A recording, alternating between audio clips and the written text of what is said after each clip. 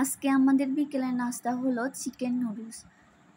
তো এখন আমি এখানে সমস্ত উপকরণ রেডি করে নিয়েছি। এখানে পেঁয়াজ, তারপর হচ্ছে মুরগির মাংস, তারপর আদা রসুন, তারপর হচ্ছে আলু, কাঁচামরিচ এবং ধনিয়া পাতা সব রেডি করে নেওয়ার পরে এখন আমি নুডলসগুলা ভালো করে সিদ্ধ করে ভালো করে পানিতে ধুয়ে নিয়েছি। তারপর একটা কড়াইয়ের মধ্যে আমি তেল গরম করে নিচ্ছি। তেল গরম করে নেওয়ার পর এখানে আমি পেঁয়াজ, তারপর হচ্ছে আদা রসুন বাটা, তারপর সামান্য মশলা দিয়ে ভালো করে কষিয়ে নেওয়ার পর এখন আমি এখানে আলুগুলো দিয়ে দিলাম। আলুগুলো দেওয়ার পরে এখন আমি ভালো করে আলুগুলো কষিয়ে নিলাম। তারপর এগুলো কষানো হওয়ার পরে ভালো করে নেড়ে চেড়ে এখন আমি কাঁচামরিচ দিয়ে দিলাম।